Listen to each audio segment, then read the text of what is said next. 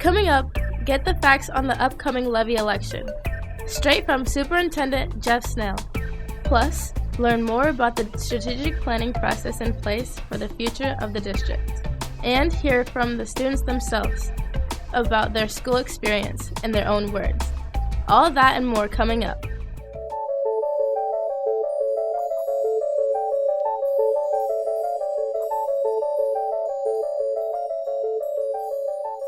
Hi, I'm Olivia Anthony, a senior at Fort Vancouver High School. Welcome to VPS Voices.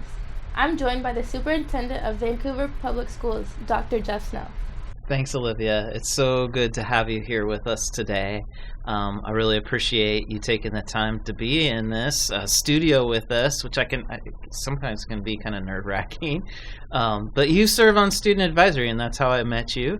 And then I got a chance to watch you play basketball the other night when we were broadcasting your game, and it just seems like you're such an incredible student, and so we're really glad to host you here. How are things going for you?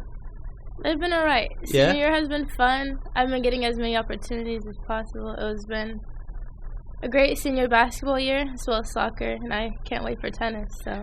Wow, soccer, basketball, and tennis? Yes. Yeah, that's a lot. Yeah. And that on top of being a student, too, right? And so I'm assuming you have a full course load and you've taken a lot of classes. And tell me about life as a student and an athlete. Yeah, so I'm actually taking classes at Clark College. So I'm taking one class, sociology, there, and I'm having 3 at Fort. And then as soon as I'm done with sociology, I'll have all my credits and ready to graduate. Wow. And so how do you balance that schedule then? Because you're part at Clark, you're part at Fort, and then you come back every day for practices. So how do you keep track of all that? Yeah, so a lot of it runs through my mom. I go to her on a day-to-day basis, so she's kind of my reminder app. It's been fun, though. I try my best to not forget anything, doing so many of those things, but yeah. You talked a little about being on the basketball team and having a good season this year, and you're a senior. So Tell me a little about what you love about being on a team like that. I love just having the team aspect and those people to really care for you and watch out for you and pick you up when you fall. Being a senior, it's kind of like being the mom of the group because I've been there for so long. So having all my teammates kind of there for me and knowing that I'm there for them has been a crucial part of my experience. Yeah. It seems like those lessons that, obviously academics are really important, and it sounds like that you're doing a great job with your academics, but you also learn a lot, like being a teammate, don't you? Yeah, you do. Yeah. Just having that support, yeah, it means a lot, really. Being a student and being an athlete, just someone there for you all the time. You probably have a pretty close relationship with some of the coaches then, since you're a senior, you've done so many sports. Can you tell me about a coach that's made a difference for you? Yeah, Coach Elisa, she has been there for me for the whole time. She's always been a real asset for me. Sorry. She's always been an asset for me when it comes to not only basketball but grades and just someone to talk to about school, sports, everything. I don't know where I would be without Coach Elisa, and real shout out to her, honestly. That's great. I'm sure she'll be smiling when she hears this. Can you tell me a little about, have you been thinking about life after Fort Vancouver and Clark College and all these sports you're playing? What's next for Olivia? Yeah, so I'm kind of deciding now either to finish out my AA at Clark College and then transfer to a university, or to just take those credits to a university and just go there as a freshman. I really don't know what to do yet, but... Well, it's incredible that you have that option, right? Yeah. That you're already earning those credits. And do you have anything that you're interested in studying? As you think about those opportunities ahead, is there a particular area that you're interested in? Yeah, I'm really interested in business. My plan is to be my own boss and kind of have my own business degree when I graduate. So I'm thinking about doing IS, information systems, or just a general business. I'm kind of open to whatever within that kind of area, but I just want to learn about business. And that's exciting. Yeah. You might have to contract with your mom if she's your Remind app right now, right? Like to help you with the business plan or whatever. It sounds like she's a pretty amazing person in your life too, huh? Yeah. Hey, you're on student advisory and you're giving so much time to help others, whether as a teammate or even being here with me. Like says a lot about who you are. Why is that important to you to kind of contribute to others and community and serve on student advisory? I think it's important to me because so many have been giving back to me. I've always had mentors and people to look out for me as well as peers. I think it's only right for me to give back my time and make sure that I'm there for others and helping out where it needs to be helped. Have you enjoyed meeting some of the other students through the advisory process? And can you tell me a little about like the vibe of that group? Yeah, it's been really cool. I think it's really fun going to other schools and like seeing what it's like at other campuses and getting to meet others from different parts of VPS. So just understanding where they're going to school and how they feel has been really interesting to me. Well, I can't thank you enough for your service, not just with student advisory, but just being a great student here. And we're very proud of you. We're glad that you're here with us today. Thank you. Yeah.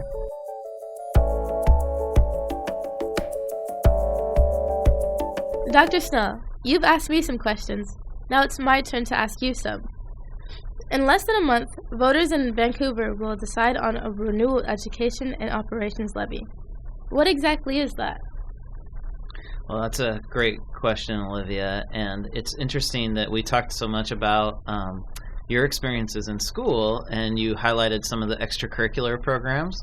And our local levy supports all those extracurriculars. So every time we're able to play a basketball game or step on the tennis court or play soccer, like we should say thank you to our local taxpayers, because without those support, those events couldn't happen, and the coaches couldn't be there. Coach Hinton couldn't be helping you out. So we're really grateful that our local taxpayers support the school districts and have historically done that.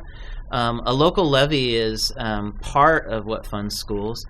We also get funding from the federal government and the state government, and the local piece of that puzzle is about 12% usually. So it's a big chunk of what we do. And in addition to extracurriculars, it supports additional teachers.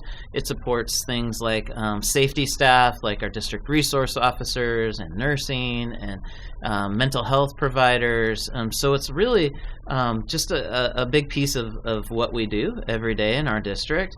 Another amazing asset that we have, or resource in the district, is our family community resource centers. And those are hubs at our schools for students and families that just might have some extenuating needs. And the staff is all supported through the local levy there. So we are really grateful for the support that our community shows our schools. And I think that our students, benefit from that, and then hopefully they go out in the community, and the community benefits from amazing people like you, right, that have graduated from our schools. How much will this cost taxpayers? Well, the local levy is not a new tax, and so what happens is every 3 to 4 years, the current levy expires. And so our school board adopts a resolution that comes on the ballot, and it tries to replicate the tax rate that was approved in the previous levy. And so in this situation, it's $1.99 per $1,000 of assessed value, and that generates a levy amount. And then over 4 years, that amount is collected from our taxpayers. So the current levy is expiring, and this one would replace that expiring levy and ensure that that programming that I described is still in place for our students. What happens if the levy fails? Yeah, I hope that's not the case, but we try to prepare. If the levy were to fail, then there's a couple of scenarios that could happen. We could start thinking about those programs that are funded and the staff that are funded, And how would we sustain those without revenue? It would be very difficult. So we would have to start scaling back those. We can also look at running another levy in the spring and putting it out to voters again and making sure they clearly understand that the funds support these things, and if we're not able to have those funds, then it's really hard to have those things. So I'm hoping that it'll pass because I think that the programming that we talked about is really beneficial to our students. When is the election, and where can voters go if they want more information? Yeah, the election is actually on Valentine's Day this year, so kind of fitting, I think. We're hoping that love for the schools that Vancouver has shown through the years continues. And there's different places that you can go for information. The voters pamphlet has information. And then on our school district website, there is a spot that you can go and get levy information and see what is paid for in the past, what are those tax rates, any of those questions. We have a frequently asked questions section, too, where we've collected questions from the community and then posed answers there. And then last but not least, if you still have questions, then you can email me, right, or anybody else on the staff, and we can try to answer those questions for you. As you mentioned, if you have any questions that Dr. Snell did not answer, there's a way to ask online. Go to vansd.org/levy. Once you're there, there's a link to a web form, and the district will get back to you. Another important thing happening in the district right now is strategic planning. It sounds daunting, but what it really is just making the plan for the future of the district. The current strategic plan is expiring, so this will replace it. To make the plan, the district is getting help from students and staff and other community members. It's your chance to guide the district's priorities, and there's lots of opportunities to participate. Check the district website and more information at vansd.org/write-our-story. You can take polls and sign up to join the Family Advisory Group. One of the most exciting things happening in our district this year is the opening of Vita Elementary as a special project-based learning center. Next year, it will open as a more traditional elementary, but this year, students from all over the district are spending time there doing week-long units on local history. We had a chance to get footage of the learning and talk to staff members about how it's going so far. Our staff is having an amazing year. We have had such a wonderful opportunity to not only get to work together and collaborate as professionals, but we've had the opportunity to see so many different students, so many different teachers from all over the district. We get excited on Mondays to welcome them to the buildings, to see where they take the project. Each week we see a lot of things that are very different. At first they sit in their chairs and they're awfully quiet.